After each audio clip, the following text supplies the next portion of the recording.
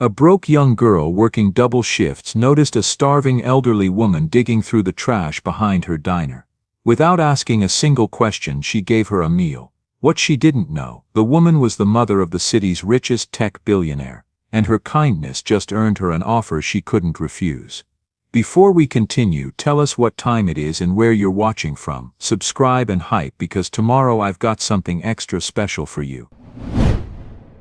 Isabella's hands were shaking as she counted the tips for the third time.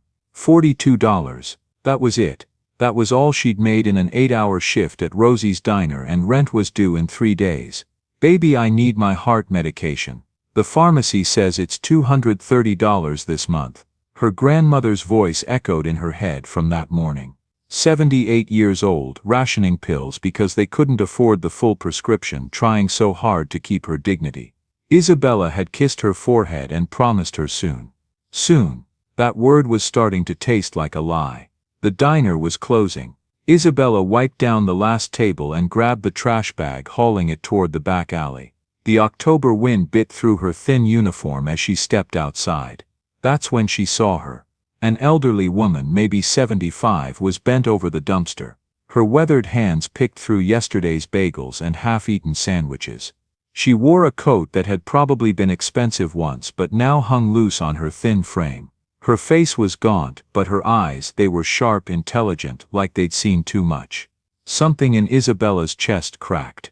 "Mom." Her voice came out softer than she intended. The woman turned, startled. Isabella saw shame flicker across her face before she straightened up with surprising dignity. "Evening, dear. Are you hungry?" She hesitated. Pride and desperation fought behind those sharp eyes.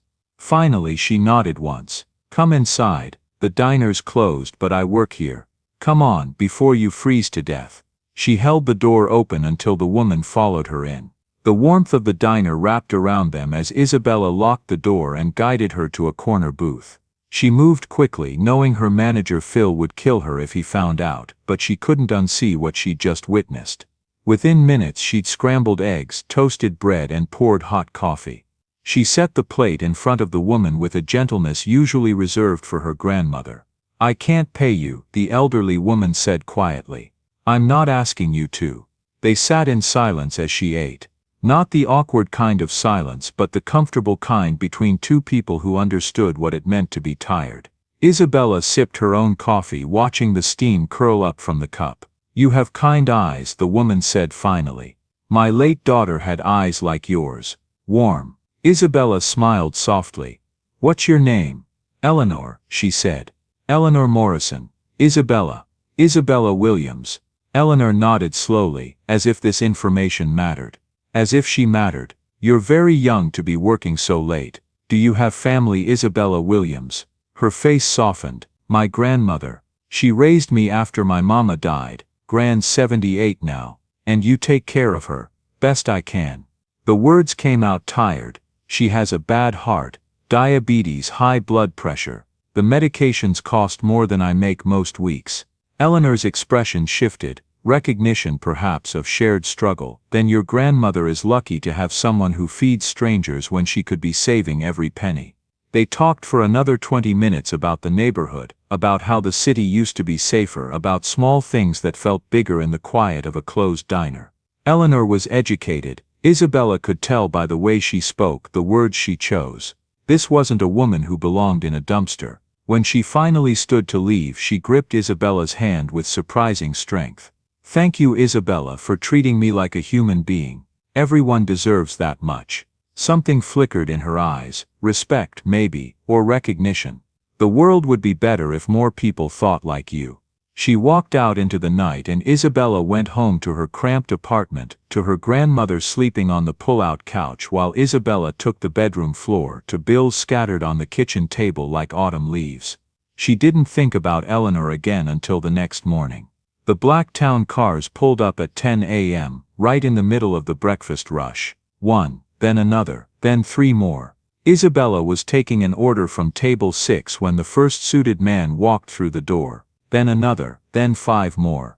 They weren't customers, they moved with purpose, scanning the diner with professional precision. The whole restaurant fell silent. Phil dropped a plate in the kitchen. The crash echoed like a gunshot, and then he walked in. Tall, maybe 40, with dark hair silvered at the temples.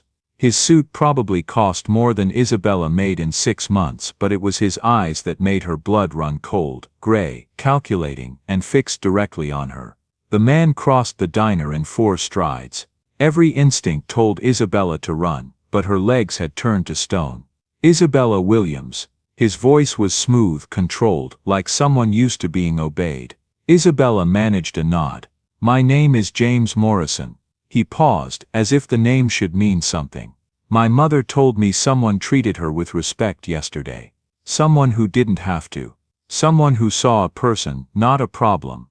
The words took a moment to connect. Isabella's eyes widened. Eleanor is your mother. James's expression softened microscopically. She hasn't stopped talking about you since last night. In 40 years I've never seen her cry from gratitude. You gave her something we couldn't. Her dignity. The entire diner was watching now. Phil stood frozen by the register, his face pale. James reached into his jacket. Isabella flinched, but he only pulled out a card, elegant cream-colored, embossed with a name and number. I'd like to speak with you privately. When you have time. He set the card on the table. There's a job opportunity I think would interest you. I have a job. James glanced around the worn diner, at Phil still white-knuckling the counter, at the tip jar that never had enough. His expression said everything. Think about it. He turned to leave, then paused. Eleanor asked me to tell you, your grandmother shouldn't have to ration her heart medication. Isabella's heart stopped. How did he know about Gran's medications? James walked out, his entourage following like shadows. The town cars pulled away, leaving only silence and 100 questions behind. Isabella looked down at the card in her trembling hand. Everything was about to change. 4 days passed, 4 days of Isabella staring at James Morrison's card, tucked inside her apron pocket like a loaded gun. She'd Googled the name once, then slammed her laptop shut so hard her grandmother had jumped. The search results had been overwhelming. James Morrison, CEO of Morrison Technologies, net worth $8 billion, youngest CEO to build a Fortune 500 tech company from the ground up, known for aggressive business tactics and philanthropic work in education and homelessness. She threw the card away twice, fished it out of the trash both times. On the 5th day, the eviction notice arrived. Isabella was walking home from her morning shift when she saw the paper taped to their apartment door. Her whole body went rigid. Final notice, eviction proceedings, rent past due 90 days. You have 14 days to vacate the premises or pay the full amount owed plus late fees. Total $2,400. She ripped it down before her grandmother could see it, but her hands were shaking so hard the paper crumpled. Inside, Gran was sitting at the kitchen table sorting through pill bottles. Diabetes medication, blood pressure pills, the ones for her heart. Each one half empty because she'd been taking them every other day instead of daily. Baby girl, you're home early. Gran's smile was warm despite everything. I made some coffee. Isabella couldn't meet her eyes. Thanks, Gran. You look tired. You working too hard at that diner. I'm fine. Don't you? I'm fine. Me, I raised you. I know when something's wrong. Gran reached across the table, taking Isabella's hand. Talk to me. The words came tumbling out, the eviction notice, the bills, the fact that even working 60 hours a week, Isabella couldn't keep up. The reality that at 19 she was drowning and dragging the woman who'd raised her down with her. Gran listened quietly, her weathered face calm. When Isabella finished, she squeezed her hand. We've been through worse, baby. Your mama dying when you were 3, that was worse. When I had my first heart attack and couldn't work, that was worse. We survived then. We'll survive now. But how, Gran? I'm trying everything. I work every shift they'll give me and it's still not enough. Then maybe it's time to try something different. Gran pulled out the crumpled card Isabella had thrown away that morning. She'd fished it out of the trash. What's this about? It's nothing. Just some rich guy offering me a job. Rich guy who knows about my medications. Rich guy who sends cars and men in suits. Gran's eyes were sharp. That's not nothing, Isabella. What kind of job? Isabella explained. The elderly woman in the alley. The meal, James Morrison showing up. The vague job offer. Gran was quiet for a long moment, then she said, "You call that number?" "What?" "No, Gran, we don't know these people. It could be an answer to prayer." Gran stood, moving slowly to the window. "I'm 78 years old, baby. I've lived a long life, but I'm scared to die because I don't know what'll happen to you. You got no one else, no family, no safety net." She turned, tears in her eyes. "If this man is offering you a real opportunity, you take it. You hear me, you take it and you don't look back. I'm not leaving you, you're not leaving me, you're saving us both." Gran's voice was firm. "Now make that call before I do it for you." That night, with her grandmother listening from the kitchen, Isabella dialed James Morrison's number. He answered on the first ring. "Miss Williams, I was beginning to think you'd decided against calling. What kind of job?" Her voice cracked. "What exactly do you want from me?" "Tomorrow, 2 p.m. I'll send a car. You can bring your grandmother. I need to know tomorrow, Isabella. We'll discuss everything then." The line went dead. The car that picked them up the next afternoon wasn't a town car. It was a sleek electric sedan with tinted windows and a driver who spoke softly, helping Gran into the back seat with genuine care. They drove for 40 minutes, leaving the city behind, winding through neighborhoods that got progressively nicer until they reached a gated estate that looked like something from a movie. The mansion was enormous, modern architecture with floor-to-ceiling windows, manicured gardens, a fountain in the circular driveway. Isabella felt like she'd stepped into a different world. "Lord have mercy," Gran whispered. "People really live like this." A woman in her 50s met them at the door. "Miss Williams, Mrs. Williams, I'm Patricia. Mr. Morrison is waiting. But first, Eleanor would love to see you both." She led them through halls lined with contemporary art and minimalist design. Everything screamed wealth and power. But then they entered a sunlit conservatory filled with plants and comfortable furniture. Eleanor sat in a chair by the window, and when she saw Isabella, her face lit up. "You came." She stood slowly, reaching for Isabella's hands. "And you brought family." "This is my grandmother, Mrs. Dorothy Williams." Eleanor's eyes sparkled. "Dorothy, what a beautiful name. Please sit with me. Patricia, could you bring tea?" For 20 minutes, the two elderly women talked like old friends, about gardens, about raising grandchildren, about the challenges of aging. Isabella watched her grandmother relax in a way she hadn't seen in years. Then James appeared in the doorway. "Mother, I need to speak with Miss Williams, privately." Eleanor waved him off. "Your mother is entertaining. Dorothy and I are having a lovely conversation. Go, Isabella, we'll be fine." Isabella followed James to his office, her heart pounding. The room was impressive, wall of windows overlooking the city, expensive furniture, the trappings of immense wealth. James gestured to a chair. "Sit, please." She sat on the edge, every muscle tense. "My mother is dying." He said it bluntly. "Alzheimer's. Early to moderate stage. The doctors give her 18 months to 2 years, but the decline is already beginning. She has lucid days and confused days. Soon the confused days will outnumber the clear ones." Isabella's breath caught.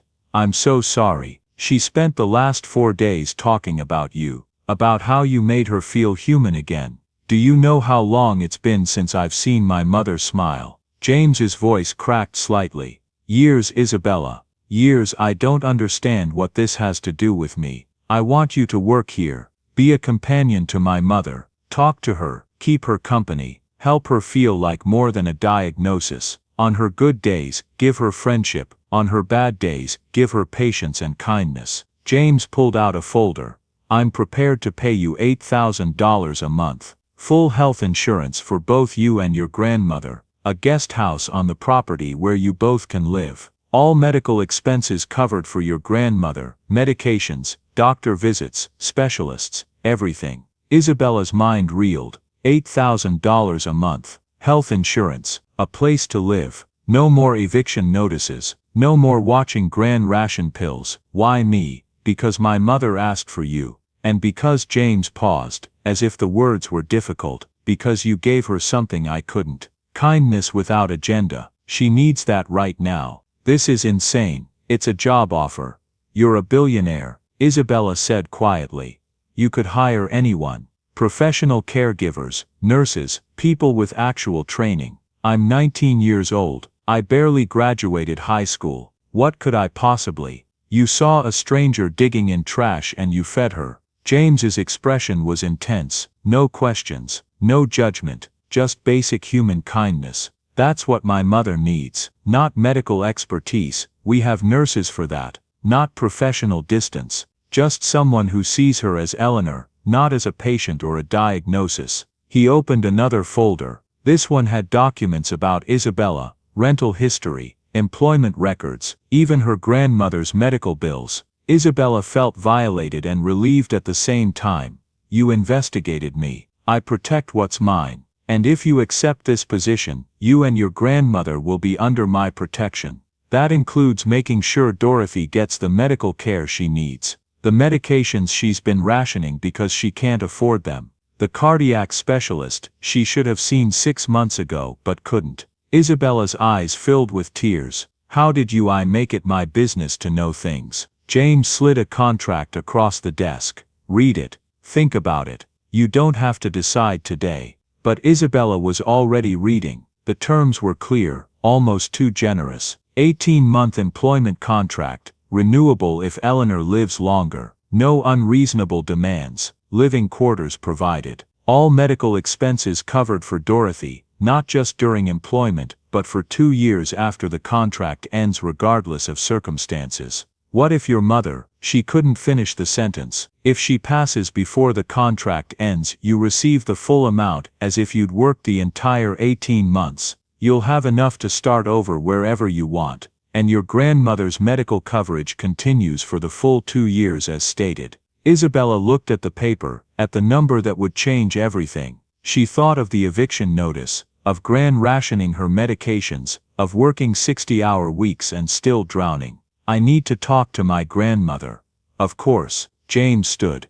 Take all the time you need. He led her back to the conservatory, where Eleanor and Dorothy were laughing about something, their heads close together like conspirators. Gran, Isabella said softly. Can we talk? Dorothy excused herself, and they stepped into the hallway. Isabella explained the offer, everything. The money, the health insurance, the guest house, the 18-month contract. Gran was quiet for a long moment, then she took Isabella's face in her hands. Baby girl, I've been praying for a miracle. I think this is it, but it's so much money. What if there's a catch? What if it's exactly what it seems? A chance to help a dying woman feel less alone. A chance to give us both a better life. Gran's eyes were clear. I raised you to be kind. To see people, not their circumstances. That woman in there. She nodded toward Eleanor. She's lonely and scared and running out of time. You can help her, and we can accept help in return.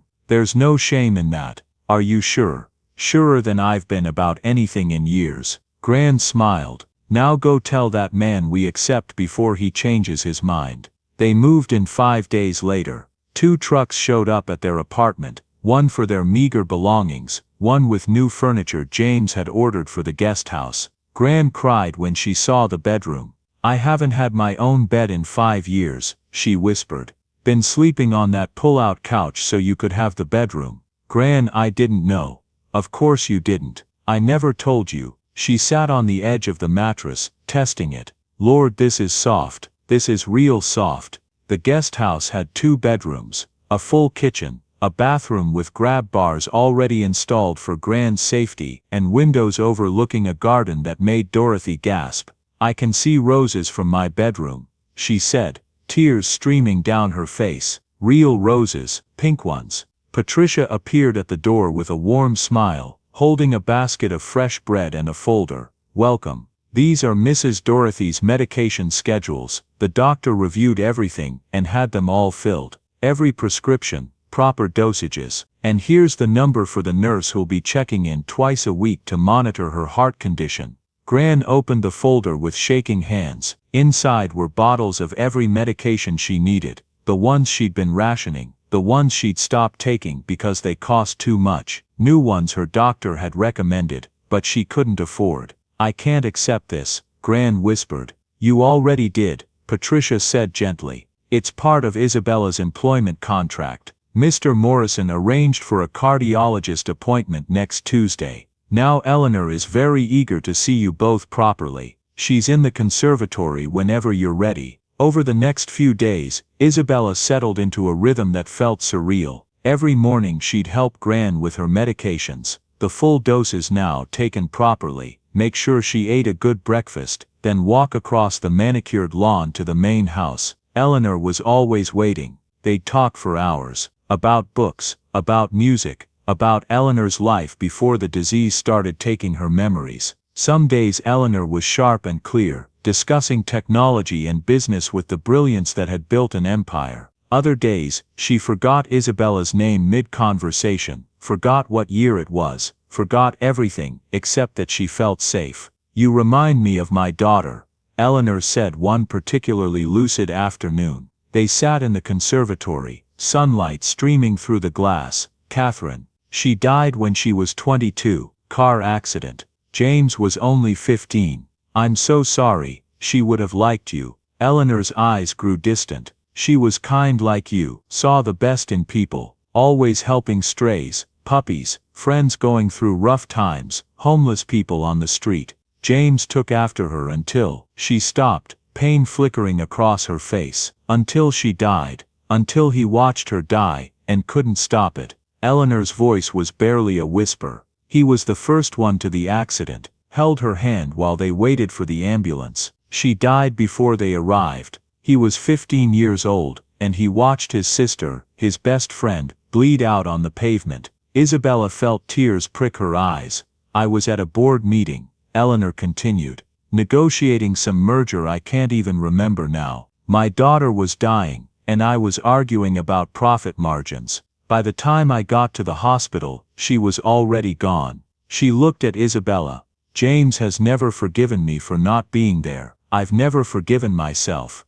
Eleanor, he closed himself off after that. Built walls so high nobody could reach him. I let him do it because I'd built my own walls. We became strangers living in the same house, both grieving alone." Eleanor gripped Isabella's hand. "Don't let him do that to you. He'll try to keep you at arm's length, but don't let him. He needs to remember how to let people in." But it was watching Gran and Eleanor together that filled Isabella's heart. The two women became fast friends, sitting in the garden for hours, sharing stories about raising children, about loss, about faith.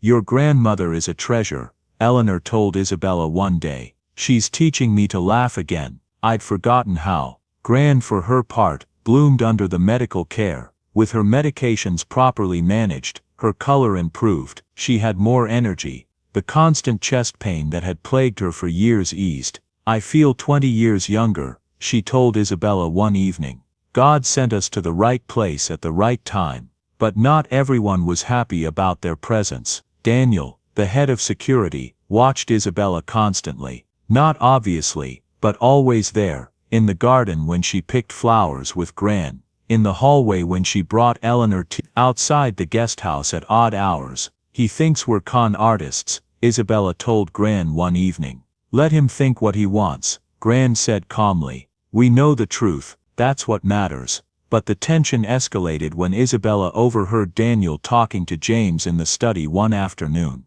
"They're too perfect, boss. Sick grandmother who needs expensive care. 19-year-old girl who's desperate enough to accept anything. It's textbook exploitation setup. They get close to Eleanor, gain her trust, get access to her accounts. That's enough."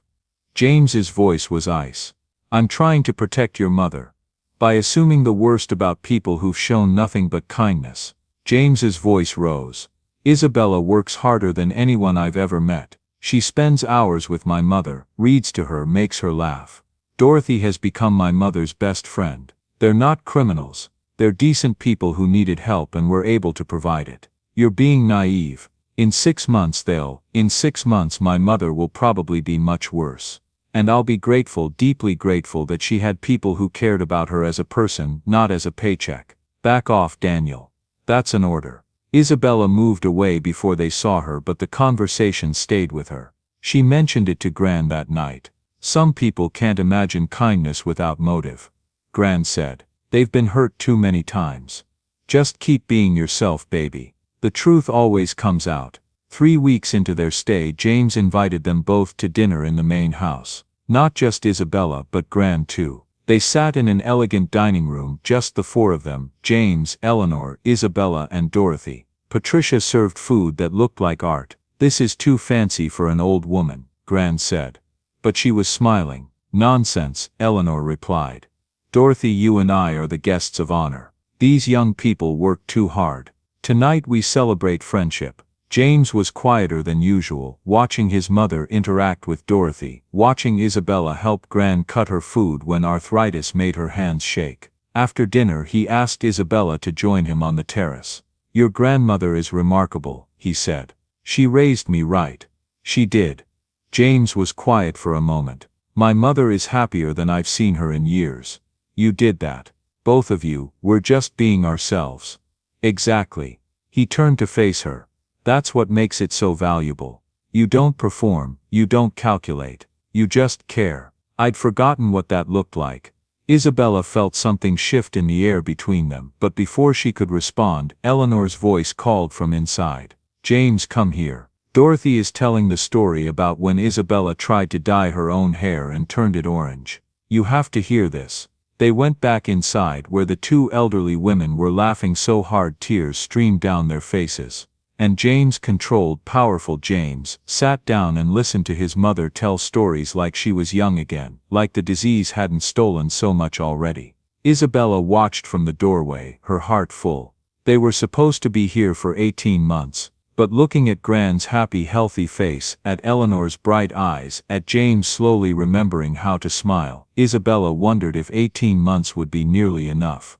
She just hoped they could hold on to this fragile, precious thing they were building before everything fell apart. The first real crack appeared on a Tuesday night, 6 weeks into their stay. Isabella woke at 2 a.m. to pounding on the guest house door. She stumbled out of bed, heart racing, to find Patricia standing there in her bathrobe, her face pale. "Eleanor's gone. We can't find her anywhere." Within minutes the estate was flooded with light. Security guards searched every room, every corner, every building. James appeared in jeans and a t-shirt, his hair disheveled, panic barely controlled beneath his surface calm. Gran appeared at Isabella's elbow, wrapped in a blanket despite the chaos. Where would she go? Think like her, baby. Where would her confused mind take her? "The rose garden," Isabella said suddenly. "She always talks about Catherine loving roses, about planting them together." They found Eleanor 20 minutes later, barefoot in her nightgown, kneeling in the rose garden in the cold October night, crying. "Catherine," she called into the darkness.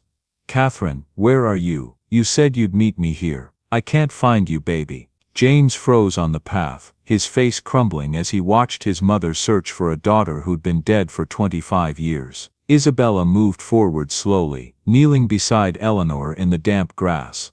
"Eleanor, it's me, Isabella. It's cold out here. Let's go inside and get warm." Eleanor turned, her face streaked with tears, eyes unfocused. "Have you seen my daughter? She's only 22, she has dark hair, just like her father. She was supposed to meet me but she's late." "She's never late, she's safe," Isabella said gently, her heart breaking. "But you're cold and your feet are bleeding. Let's get you inside and then we'll look for her together, okay?" Eleanor looked at her with confused, frightened eyes. "You'll help me find her." "I promise, but first, let's take care of you." Eleanor nodded slowly, letting Isabella help her stand. Isabella wrapped her own jacket around Eleanor's shoulders. As they walked back to the house, Eleanor leaned heavily on her, murmuring about Catherine, about a dance recital from 30 years ago, about promises to bake cookies. James walked behind them, silent, his hands clenched at his sides so tightly his knuckles were white. Inside, Patricia had warm tea and blankets ready. Gran sat with Eleanor, gently cleaning the cuts on her feet, from walking barefoot on gravel, talking softly about roses, about gardens, about anything that seemed to calm her. Slowly over the course of an hour, Eleanor's confusion faded, the present came back into focus. When she finally realized what had happened, that she'd been outside, calling for her dead daughter, she began to cry in earnest. "I'm losing myself," she whispered. "Piece by piece, I'm disappearing." James knelt beside his mother's chair, taking her hand. "You're still here, Mom. You're still here. For how long? Eleanor looked at him with devastating clarity. How long before I don't know your name? Before I don't remember Catherine? Before I'm just gone? We'll face it together, James said, his voice breaking. Whatever comes, we'll face it together. After Eleanor was settled in bed, sedated lightly by the doctor, James carried her upstairs himself. When he came back down, he looked 20 years older. Isabella and Gran were waiting in the conservatory. Thank you, James said quietly. You knew exactly what to do. My Gran had a neighbor with Alzheimer's when I was younger, Isabella explained. Mrs. Patterson. I used to sit with her when I got home from school. You learn that you can't argue with their reality. You just have to join them in it. The episodes are getting worse, James said, sinking into a chair. The doctor warned me. This stage doesn't last long. Soon she won't have lucid moments at all. She'll just slip away piece by piece until there's nothing left of the woman I knew. Gran moved to James's side, placing a weathered hand on his arm. Then we make every good moment count, every smile, every lucid conversation. We give her all the love we can while she can still feel it. James looked down at Dorothy, this 78-year-old woman who'd only known him for 6 weeks, offering comfort like it was the most natural thing in the world. How do you do that? He asked. How do you just care, without hesitation? Baby, that's not special. That's just being human. Gran squeezed his arm. You've been hurt. I can see it. Lost your sister young, built walls to protect yourself. But hurting doesn't mean you stop caring. It means you care even harder, while you still can. Something broke in James's expression. For just a moment, Isabella saw past the billionaire CEO to a 15-year-old boy who'd watched his sister die, who was now watching his mother disappear. I don't know if I remember how, he whispered. Then we'll teach you, Gran said simply. That's what family does. The next morning, Eleanor didn't remember the incident in the garden. But she remembered Isabella's face. You stayed with me last night, she said, though the details were fuzzy. When I was confused, you stayed. Always, Isabella promised. The wandering incident changed something in the household. James began working from the conservatory, keeping his mother in sight. Daniel stopped watching Isabella with outright suspicion and started coordinating with her about Eleanor's safety. Patricia created a buddy system. Eleanor was never alone, and doors to the outside had alarms that would alert staff if she tried to wander again. And every evening, the 4 of them would gather for dinner. James, Eleanor, Isabella, and Gran. Sometimes Eleanor was fully present, sharp and engaged. Sometimes she called James Robert after his late father or asked about people who'd been dead for decades. But they gathered anyway, creating a rhythm, a ritual, a family. Tell me about your company, Eleanor said one night during a particularly clear spell. I used to know everything about it. Now it's all fuzzy. James hesitated. He never talked about work with his mother anymore, afraid it would confuse her. Go on, Gran encouraged. She wants to know about your life. So James talked about the new technology they were developing to help people with memory disorders track their daily routines, about the challenges of balancing innovation with ethical concerns, about his vision for making technology more accessible. Eleanor listened with sharp interest, asking questions that showed flashes of the brilliant businesswoman she'd once been. You're doing good work, she said finally. Better than I did. I built empire for empire's sake. You're building it to help people. She reached across the table for his hand. But don't forget to live, James. Don't make my mistakes. What mistakes?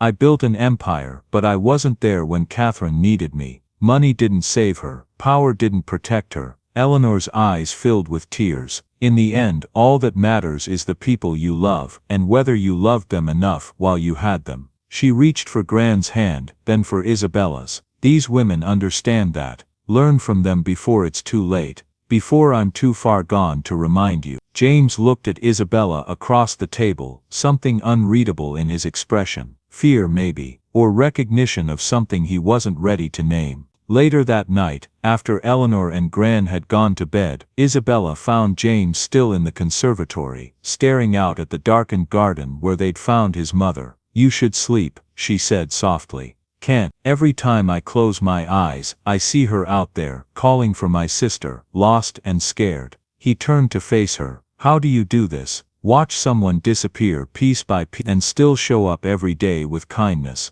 You hold on to the pieces that remain, you make them count. James was quiet for a long moment. Isabella, I need to tell you something, about why I really brought you here. Her heart started pounding. Okay, yes, my mother asked for you. Yes, she needs companionship, but I also needed. He struggled with the words. I needed to remember what it looks like when people care without agenda. When kindness isn't transactional. You and your grandmother, you give without calculating the return. I'd forgotten that existed. James, I'm not good at this, at being vulnerable, at admitting I need help. He moved closer but kept a careful distance. But I do need help. I need help remembering how to be human. How to be a son instead of just a CEO managing his mother's decline like it's a business problem. You're teaching me that, both of you. Isabella didn't know what to say. This powerful man was looking at her like she held something precious, something he'd lost and desperately wanted back.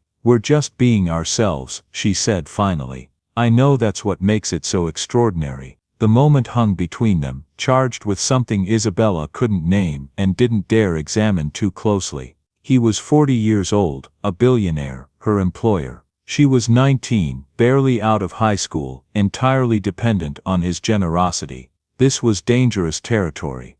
Then Eleanor's voice called from upstairs, confused, frightened, calling for Catherine again. The spell broke. James moved toward the stairs, but Isabella touched his arm. Let me. You need sleep. I'll sit with her. You don't have to. I know, but I want to. She found Eleanor sitting up in bed, tears streaming down her face, a photo album open in her lap. I had a dream about my daughter. She was calling for me but I couldn't reach her. I could never reach her. Eleanor looked up, eyes red. Who are you? I'm Isabella, your friend. Oh, Eleanor looked down at the photos. This is my daughter Catherine. She died. I wasn't there. Tell me about her, Isabella said, sitting on the edge of the bed. What was she like? And Eleanor did. For 2 hours, she talked about her daughter, brilliant, kind, full of life. How she'd wanted to be a doctor to help people. How she'd made everyone laugh. How she'd protected her younger brother James like a mother hen. How her death had broken something in their family that never quite healed. He loved her so much, Eleanor whispered. His big sister. She made him feel safe. When she died, he closed himself off. Decided love was too dangerous, too painful. She looked at Isabella with sudden clarity. But you're teaching him different. You and Dorothy. You're showing him that love is worth the risk. Don't stop. Promise me, even when I'm too far gone to know you, don't stop showing him how to care. I promise, Isabella whispered. Eleanor fell asleep, holding her hand, and Isabella stayed until dawn, watching this woman who'd shown her such kindness slip further into the disease that was stealing her away. When morning came, Gran found them like that. Isabella, asleep in the chair beside Eleanor's bed, still holding her hand. That's my girl, Gran whispered, covering Isabella with a blanket. That's my beautiful kind girl. 2 months into their stay, Eleanor had her worst episode yet. She woke up screaming, convinced she was trapped in a burning building. It took 3 nurses and James working together to calm her down. She didn't recognize anyone for 2 full days, fighting against care, terrified of the strangers surrounding her. The doctor adjusted her medications again, and warned that these episodes would increase in frequency and intensity. James barely left her side. Isabella and Gran took shifts, keeping Eleanor company even when she didn't know who they were, talking to her about flowers and sunshine and nothing that required her to remember. On the 3rd day, Eleanor woke up clear-headed, exhausted, and devastated. I'm becoming a burden, she said to Isabella. You should leave, find a real job. Not this, she gestured weakly at herself, babysitting a crazy old woman. You're not crazy, you're sick. And you're not a burden. I screamed at you, called you terrible names. I don't remember it, but Patricia told me. You weren't yourself, I know that. Isabella took her hand. Eleanor, you gave me and Gran a home when we were about to be homeless. You gave Gran the medical care that's literally keeping her alive. You've treated us with more kindness than anyone in our lives. Sitting with you through hard days is the least I can do." Eleanor's eyes filled with tears. "I don't deserve you." "Yes you do. Everyone deserves kindness when they're suffering." That afternoon, while Eleanor slept peacefully for the first time in days, Isabella decided to tidy her sitting room. Eleanor had mentioned wanting a specific book about English gardens, and Isabella hoped to find it.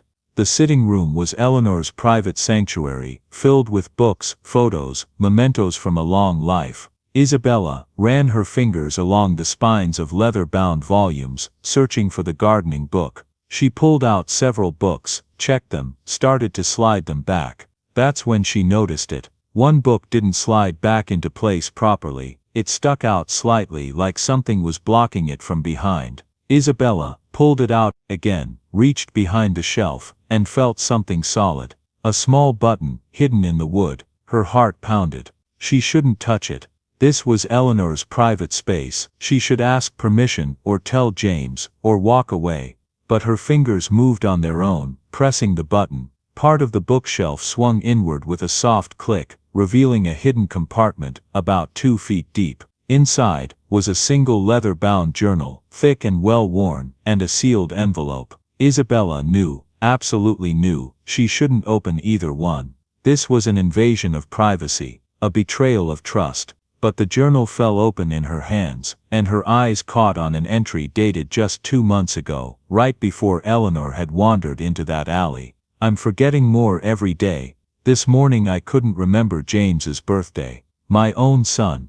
The disease is accelerating. I need to tell him things before I lose the words. That I'm proud of him. That Catherine's death wasn't his fault, it was just cruel chance, nothing he could have prevented. That he doesn't have to be strong all the time.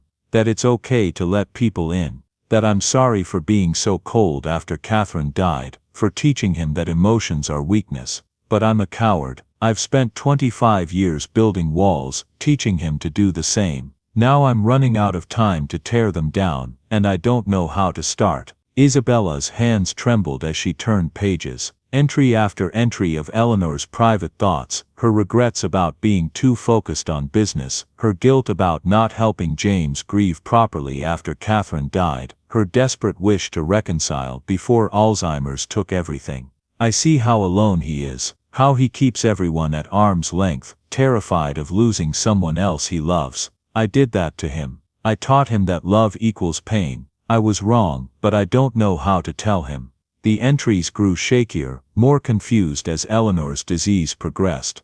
Then Isabella found the envelope tucked into the back of the journal. It was addressed to James in Eleanor's elegant handwriting, sealed with wax. "To my son James, to be opened when I no longer know your name." I wondered who would find it. Isabella spun around, heart hammering. Eleanor stood in the doorway, wrapped in her robe, leaning on her cane. Her eyes were clear and sharp, clearer than they'd been in days. "I'm so sorry, I didn't mean to pry. I was just looking for the gardening book, and I found the button." "And sit down, Isabella." It wasn't a request. Isabella sat, clutching the journal, feeling like she'd just committed an unforgivable sin. Eleanor moved slowly to her favorite chair, lowering herself with a wince. "I left that there hoping someone honest would find it. Someone I could trust." "Eleanor, this is private. I shouldn't have." "You should have." Eleanor smiled sadly, "because I'm running out of time to tell James everything in there myself. And I need to know someone will give it to him when I can't. Why not just give it to him now?" Pride, fear, cowardice. Eleanor's voice cracked. "It's easier to write feelings than to speak them. I spent 25 years teaching my son that emotions are weakness, that vulnerability is dangerous. I don't know how to look him in the eye and tell him I was wrong about everything." She reached for Isabella's hand. "That journal contains everything I need him to know. How proud I am, how sorry I am, how much I love him, how none of it, Catherine's death, my coldness, his loneliness, none of it was his fault." Tears streamed down her weathered face. "Promise me you'll give it to him when I can't remember his name anymore, when I'm too far gone to hurt him with my confusion. When words won't work anymore. Eleanor, promise me, Isabella. You're the only person I trust with this. Daniel would see it as a security risk. Patricia has been with us too long, she's part of the family's pain, too close to be objective. But you came from outside our broken world. You see us clearly, without all the history clouding your judgment. Promise me. Isabella looked at this dying woman, at the desperation in her eyes, at the love pouring out of every word written in that journal. I promise. Eleanor sagged with relief. Thank you. Now put it back. Keep it hidden until the time comes. You'll know when. Isabella returned the journal, an envelope to the hiding place, her hands shaking. She felt like she'd just been handed a sacred trust and a terrible burden all at once. As she helped Eleanor back to her bedroom, the older woman gripped her arm. You're special, Isabella. You and Dorothy both. You've given me something precious these last weeks, friendship without agenda, love without condition. Don't let James push you away when I'm gone. He'll try, he's terrified of losing people. But don't let him. I won't, Isabella whispered, though she had no idea if that was a promise she could keep. But neither of them noticed the shadow in the hallway. Daniel had been making his rounds and had seen Isabella emerge from Eleanor's sitting room looking shaken, had heard the soft click of the secret compartment closing. And by morning he would make his move. Isabella woke to shouting and the sound of car doors slamming. She threw on clothes and ran toward the main house to find 3 police cars in the driveway, officers standing on the front steps, and Daniel talking to them with his arms crossed and a grim expression. Gran met her at the door, her face pale, one hand pressed to her chest. They're saying we stole from Eleanor, that we manipulated her into giving us access to her money. What? That's insane. Daniel showed them bank records, said money's been disappearing, said we're con artists who targeted a vulnerable woman. Gran's voice shook. Isabella, they think we're thieves. James appeared at the top of the stairs, flanked by 2 detectives. His face was a mask of cold fury, his eyes hard as stone when they landed on Isabella. Miss Williams, we need to ask you some questions. James, we didn't, not now. His voice was ice. The detectives found evidence of unauthorized access to my mother's financial accounts, transfers made to an offshore account. Daniel has security footage of you entering my mother's private sitting room multiple times, accessing areas you had no business being in. Isabella's world tilted. I was cleaning. Eleanor asked me to find books for her. Did she ask you to open her safe? James's voice was deadly quiet. What safe? I never. One of the detectives stepped forward, a woman in her 50s with sharp eyes. Miss Williams, did you or your grandmother access Eleanor Morrison's financial accounts at any time during your employment? No, we don't even know how to access them. We wouldn't. Then how do you explain this? The detective showed her a tablet. Bank records showing multiple transfers totaling $75,000 over 8 weeks. Each transfer was time-stamped during hours when Isabella was alone with Eleanor. This doesn't make sense. I didn't do this. I've never even seen these accounts. Neither did I, Gran said firmly, drawing herself up despite her fear. We're not thieves. We've never stolen a thing in our lives. Daniel moved closer, his expression a mixture of vindication and disgust. I told James this would happen. You came here with nothing, found a vulnerable woman with dementia, and exploited her kindness. Classic elder abuse. You probably thought you'd take everything before she was too far gone to notice. That's not what happened. Isabella's voice broke. Ask Eleanor. She'll tell you. My mother can barely remember what day it is, James said coldly. She's not a competent witness. Yesterday she thought you were her dead daughter. Today she might not remember you at all. Then check the security footage. Check everything. You'll see we never touched her money. The detective nodded. We will. Until then you'll both need to come with us for questioning downtown. No. Eleanor's voice cut through the chaos like a knife. She stood at the top of the stairs, supported by Patricia wearing her robe but with eyes blazing with a clarity Isabella hadn't seen in weeks. It was as if pure fury had burned through the fog of her disease. Mother, go back to bed. I will not. Eleanor descended slowly, each step deliberate, gripping the banister with white knuckles. Officers, these women are not thieves. They are my friends, they are family. Ma'am, with all due respect, your son indicated you have significant memory issues. I have Alzheimer's disease. I'm dying. Some days I can't remember my own name. Eleanor reached the bottom of the stairs, drawing herself up with the bearing of the CEO she'd once been. But right now in this moment my mind is perfectly clear. And I'm telling you that Isabella Williams and Dorothy Williams have never stolen a penny from me. She turned to Daniel, her expression thunderous. But someone has. Someone who had access to my accounts. Someone who knew exactly when Isabella was with me and could make it look like she was responsible. Someone who's been trying to get rid of them since the day they arrived. Daniel's face went pale. Eleanor, I would never. I've protected you for 20 years. Then show me your financial records, Daniel. All of them. Every account, every transaction. Eleanor's voice was steel. If you have nothing to hide, you'll do it right now. This is ridiculous. Show them, now, or I'll have James fire you and sue you for every penny you have. I'll make sure you never work in security again. I still have that much power, and I'm angry enough to use it. James pulled out his phone, his expression shifting from anger to uncertainty. I'm calling our forensic accountant. We'll trace every transaction from the last 3 months. It took 3 hours, 3 agonizing hours of Isabella and Gran sitting in the conservatory, under police supervision, not allowed to speak to each other, while James's team of lawyers and accountants tore through financial records with the kind of thoroughness only unlimited money could buy. Isabella watched through the window as Daniel was escorted to James's office, watched as more people arrived with computers and files, watched as her entire life hung in the balance. Gran sat across from her, hands folded in prayer, lips moving silently. When James finally returned, his face was ashen, his hands shaking. Daniel has been embezzling for 8 months. Small amounts at first, 500 here, 1,000 there, then larger sums as he got bolder. James's voice shook with barely controlled rage. He set up the offshore account 3 months ago. He made the recent transfers during Isabella's shifts with my mother to frame her. He also created fake security logs making it look like Isabella had accessed my mother's safe, which she's never been near. He turned to Daniel, who stood frozen by the door with 2 police officers now flanking him. You betrayed us. You stole from my mother, from a dying woman, and you tried to destroy an innocent girl's life to cover your tracks.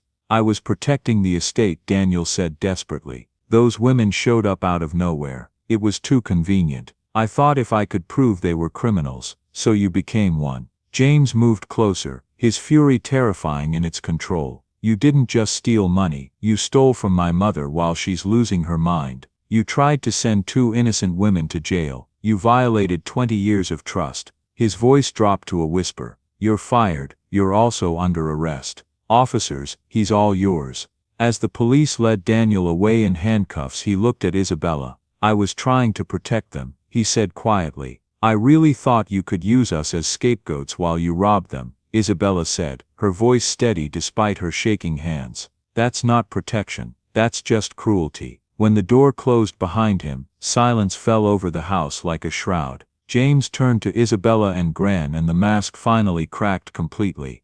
I'm sorry, I'm so sorry. I should have trusted you. Should have known you'd never. His voice broke. After everything you've done for us, for my mother, I believed the worst at the first accusation. You were protecting Eleanor, Gran said gently, standing with effort. We understand that, baby. Understanding doesn't make it right. James looked at Isabella, pain written across his face. I accused you of stealing from my dying mother. I looked at you like you were a criminal. How do I come back from that? Eleanor moved to her son's side, taking his hand. The same way we all come back from our mistakes. You acknowledge them, you apologize, you do better. She turned to Isabella and Gran. I'm sorry you were put through this. You deserved our trust, and we failed you. Isabella couldn't speak. Her throat was too tight with emotion, relief, hurt, exhaustion all tangled together. Gran stepped forward, pulling Eleanor into a hug. All's forgiven, sweetheart. All's forgiven. Fear makes us do foolish things, but you came to the truth in the end. That's what matters. Eleanor held on to Dorothy like a lifeline, then reached for Isabella. Please don't leave. I know we've given you every reason to, but please don't leave us. James added quietly. I'll double your salary. Triple it. Whatever it takes. This isn't about money, Isabella said, finding her voice at last. It never was. Then what is it about? James asked. Isabella looked at Eleanor, at this brilliant woman being stolen away by disease, at Gran healthy and thriving for the first time in years, at James learning slowly and painfully to be human again. It's about family, she said simply. And family forgives. Eleanor pulled all three of them into an embrace. James, Isabella, and Gran standing together in the morning light. Four people from completely different worlds, bound by something deeper than contracts or money. Family, Eleanor whispered. That's exactly what we are. But as they stood there, Isabella noticed Eleanor's eyes starting to cloud, the clarity beginning to fade. The burst of lucidity that had saved them was already slipping away. I'm tired, Eleanor murmured, leaning on James. Robert, will you help me to bed? James's face crumpled as his mother confused him with his long-dead father, but he simply said, of course, Mom, let's get you comfortable. As they walked upstairs, Eleanor turned back to look at Isabella with eyes that were already forgetting. You have such a kind face, she said. Have we met? We're friends, Isabella said gently.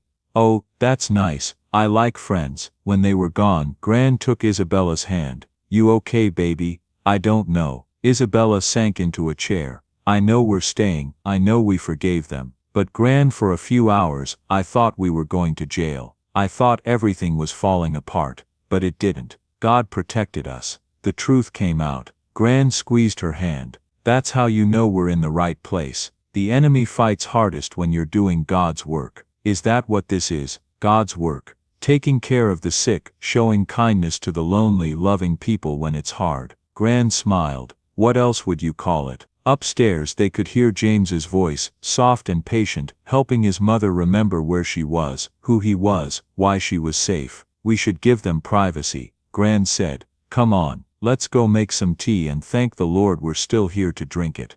As they walked to the kitchen, Isabella felt the weight of the morning settle onto her shoulders. They'd survived. The truth had won. But Eleanor was getting worse. The moments of clarity were becoming rarer. And Isabella still had that journal hidden away, waiting for the day when Eleanor wouldn't recognize James at all. That day was coming faster than any of them wanted to admit. The weeks after Daniel's arrest were both beautiful and heartbreaking. Eleanor's condition declined steadily. The episodes of confusion outnumbered the lucid moments 3-1, then 5-1, then 10-1. But in those rare moments when the fog lifted, she was fully herself, sharp, loving, desperate to make every second count.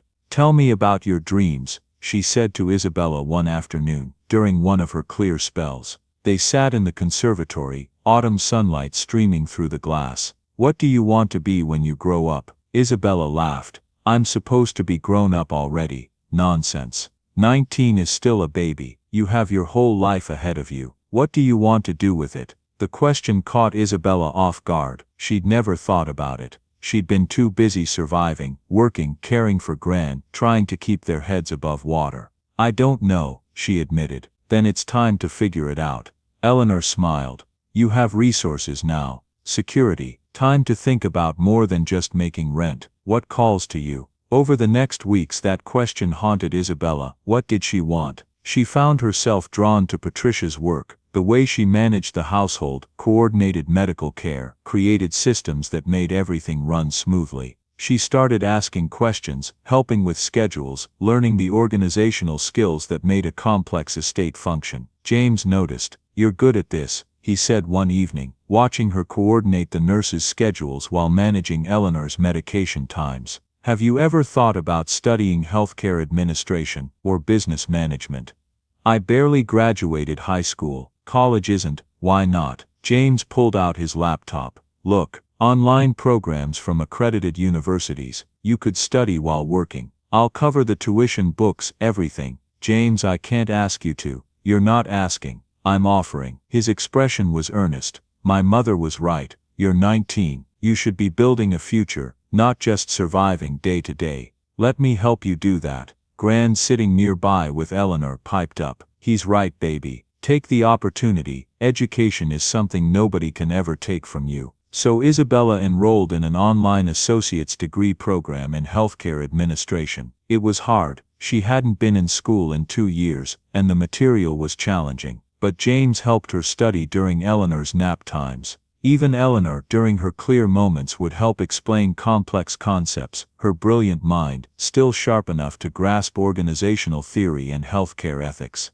"You're a natural," Eleanor said one afternoon, reviewing Isabella's essay on patient advocacy. "You understand people. That's the foundation of good healthcare, seeing patients as humans, not cases." But as Isabella's world expanded with possibility, Eleanor's contracted with each passing day. More confusion, more wandering, more mornings when she didn't recognize anyone, more afternoons when she lived entirely in the past, calling for people long dead. The day came 3 months into their stay. Isabella brought Eleanor her breakfast, and the older woman looked at her with pleasant confusion. "Good morning. You must be the new nurse. What's your name, dear?" Isabella's heart sank, but she kept her smile steady. "I'm Isabella. I'm your friend." "Oh, how lovely. I like making new friends." Eleanor accepted the tray without recognition, without any memory of the hundreds of hours they'd spent together. A few minutes later, James came in. "Good morning, Mom." Eleanor looked at him with polite curiosity. "I'm sorry, do I know you? You have such a kind face." The color drained from James's face. "I'm James, your son." "My son." Eleanor's confusion deepened. "I have a son, and a daughter too, I think." "Catherine. Where is Catherine? I should check on her." "Mom, I'm James. We had breakfast together yesterday. We talked about, I don't have a son," Eleanor said, an edge of fear creeping into her voice. "Who are you? Why are you in my house?" James stood there, frozen, as his mother, the woman who'd given him life, raised him, built an empire, stared at him like a complete stranger. He walked out of the room without a word. Isabella found him an hour later sitting alone in his office with the lights off, staring at nothing. She didn't say anything, just sat beside him in the darkness. "She's gone," he whispered finally. "Even when she's still here, she's gone. The woman I knew, my mother, she doesn't exist anymore. Parts of her are still there. She still feels emotions, even if she can't remember names. She still responds to kindness, but she doesn't know me." James's voice broke. "I'm her son, and I'm a stranger to her." Isabella took his hand. "Then we make the time that remains count. We show her love even when she can't remember where it comes from. We keep her safe and comfortable, and surrounded by warmth.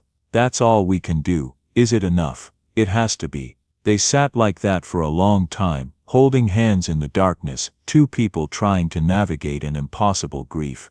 That evening, Isabella knew it was time. Eleanor had been calling everyone by wrong names for days. She'd asked Patricia 3 times that morning when her husband Robert was coming home. He'd been dead for 15 years. She'd told Gran she needed to pick up Catherine from school. The journal, the letter, this was what Eleanor had been waiting for, when she could no longer recognize her son's face. Isabella waited until James was alone in the conservatory, staring out at Eleanor's beloved rose garden. She brought him the journal. "Your mother wanted you to have this, when she couldn't remember your name anymore." James looked at the worn leather book. "What is this?" Read it. "She'll explain everything." He opened to the first page, and Isabella watched his face change as he read his mother's handwriting. Pain, love, understanding, regret, all washing over him in waves. She left him there, knowing he needed privacy for this. Hours later she found him in Eleanor's sitting room, the journal open in his lap, tears streaming down his face. "She loved me," he said, his voice broken. "All these years I thought she blamed me for not saving Catherine, for being the one who survived. But she loved me, she was proud of me, she just didn't know how to say it." Isabella sat beside him. "She said the same thing about you. That you loved her but didn't know how to show it. After Catherine died. You're more alike than you realized." James looked at the sealed envelope, the one Eleanor had marked to be opened when I no longer know your name. "Will you stay while I read it?" "Of course." He opened the envelope with shaking hands and began to read.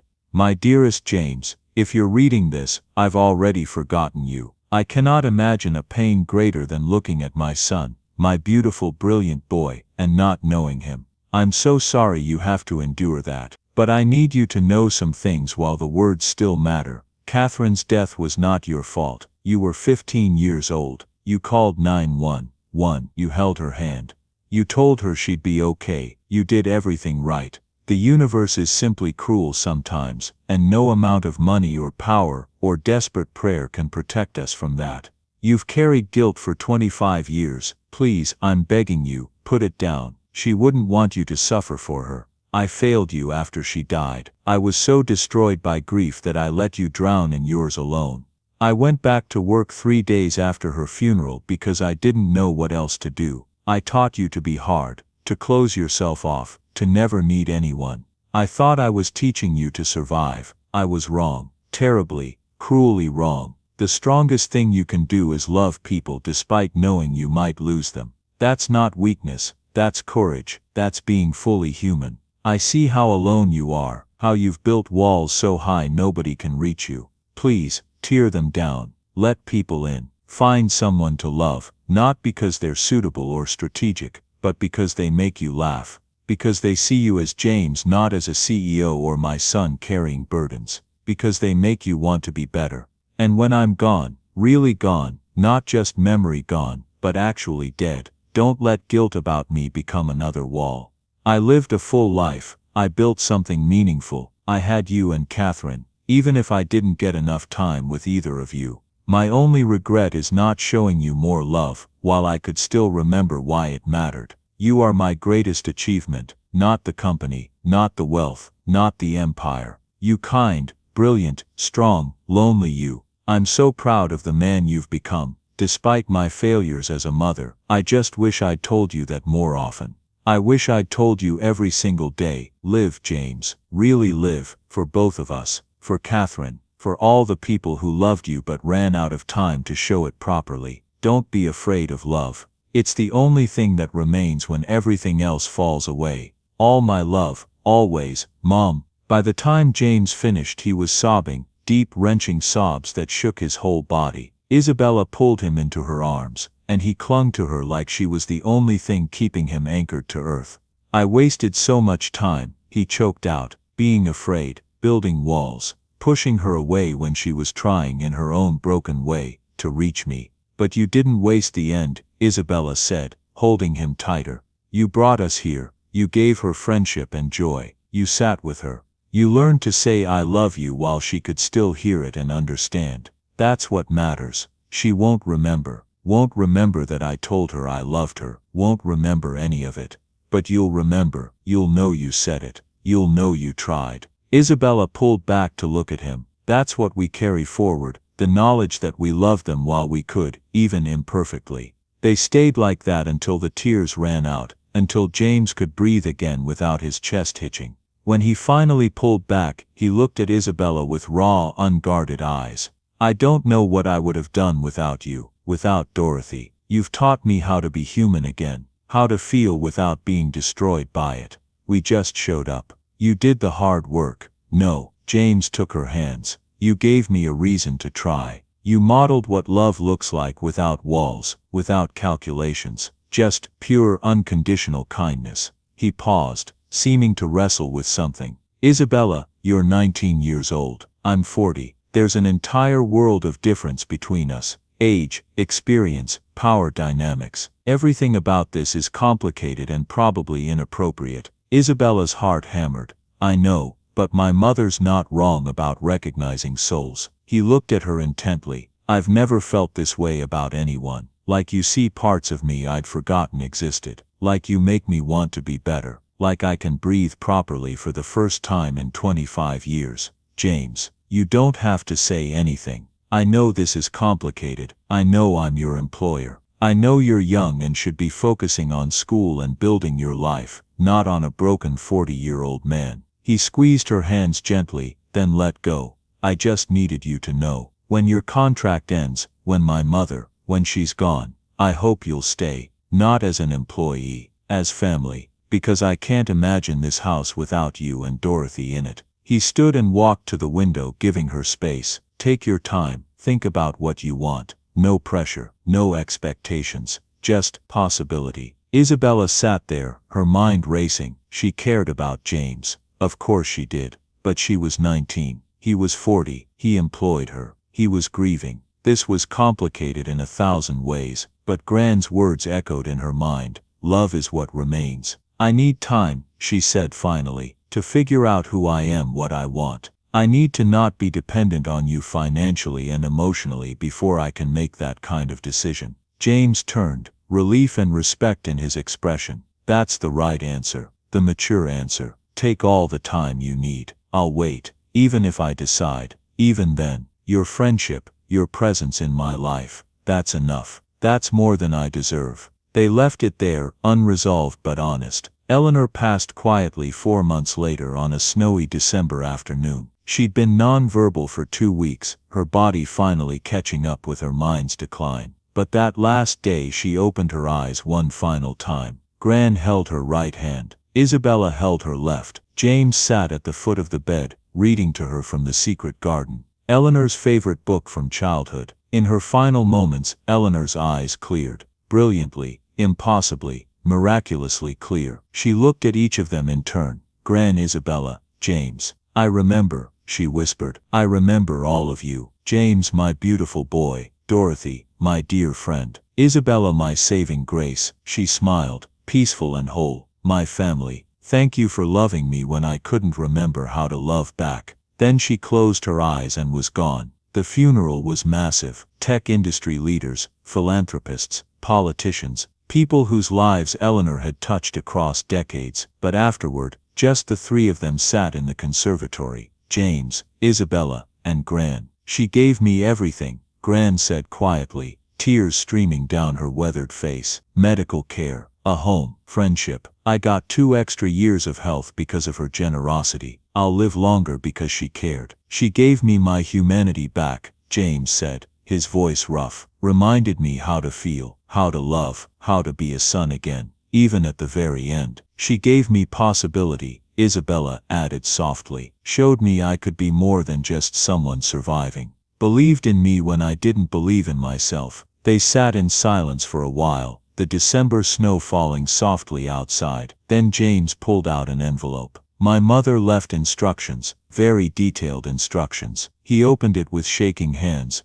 "Isabella, she's established a full scholarship trust for your education. Undergraduate, graduate, whatever you want to pursue. No restrictions." Isabella couldn't speak. "And Dorothy, your medical care is covered for life. Plus a pension of $3,000 a month." James's voice cracked. "She also left you both the guest house. It's yours, legally. You never have to leave unless you want to." Gran started crying in earnest. "She didn't have to do that. We would have helped her for free, for love. She knew that. That's exactly why she did it." James looked at them both. "She loved you. You gave her the best final chapter anyone could hope for." Over the following weeks, they settled into a new normal. The estate felt empty without Eleanor's presence, but also somehow fuller, as if her love had soaked into the walls, the gardens, the very foundation. Isabella threw herself into her studies. James, true to his word, never pressured her about anything beyond friendship.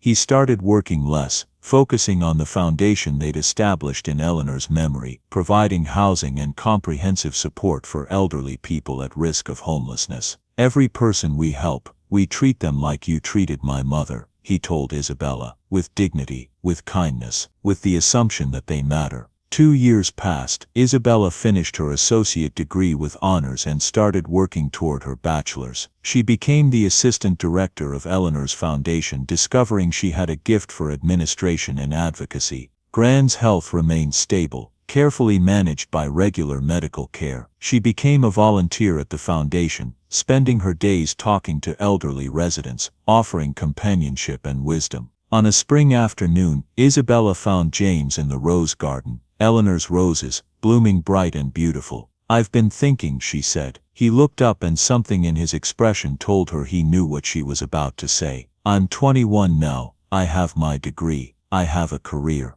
I'm not dependent on you for survival anymore." She moved closer. "And I've spent 2 years figuring out who I am, what I want, what I value. And," his voice was careful, hopeful, terrified, "and your mother was right, about souls recognizing each other, about age being less important than connection." Isabella took his hand. "I'm not saying it'll be easy. People will judge. They'll say you took advantage, that I was too young, that the power dynamic was wrong. They might be right, they're not." She squeezed his hand, You gave me space, you supported my education. You never pressured me, you let me grow into myself before asking for anything. That's the opposite of exploitation. James pulled her close, resting his forehead against hers. I've been waiting 2 years to hear you say that. But I meant what I said. I'll wait as long as you need, forever, if that's what it takes. I don't want to wait anymore. Isabella smiled.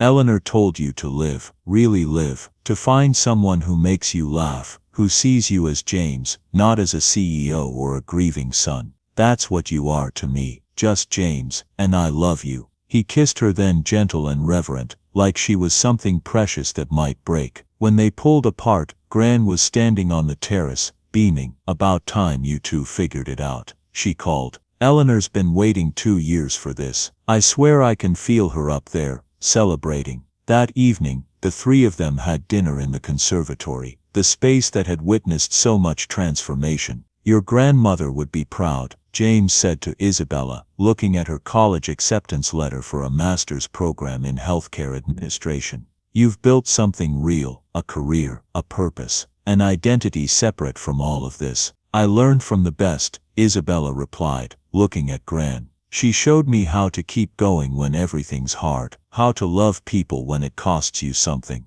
how to see opportunities in disguise. Gran reached across the table, taking both their hands. You two gave an old woman the best final years she could ask for, and you gave Eleanor peace. That's worth more than all the money in the world. Love is what remains, Isabella said softly, echoing Gran's words from years ago. Yes, James agreed. When everything else falls away, the money, the houses, the empire, what remains is how we treated each other, who we chose to love, who we chose to become. Outside, snow began to fall again, soft and silent, covering the estate in white. Inside, in the conservatory filled with Eleanor's beloved plants, 3 people sat together, not a billionaire and his employees, not a charity case and her savior, just a family, bound by the kind of love that transcends age and circumstance and logic. The kind of love built on shared grief, on showing up, on choosing each other every single day. The kind of love that Eleanor had wanted for her son, when she'd sent him to thank the stranger who'd fed her in an alley. Isabella had fed a starving elderly woman, one cold October night, not knowing she was feeding a billionaire's mother, not knowing that simple act of kindness would ripple outward to change everything. She'd gained a home, an education, a purpose, but most importantly, she'd been part of giving Eleanor Morrison peace in her final days, of teaching James Morrison how to be human again, of showing that love, real, unconditional, uncalculating love, was the bravest thing anyone could choose. As she sat there between James and Gran, Isabella thought about Eleanor's final words. Thank you for loving me when I couldn't remember how to love back. That, she realized, was the whole point. Love isn't transactional. It isn't dependent on getting something back. It's given freely, especially to those who can't reciprocate. And in the giving, everyone is transformed.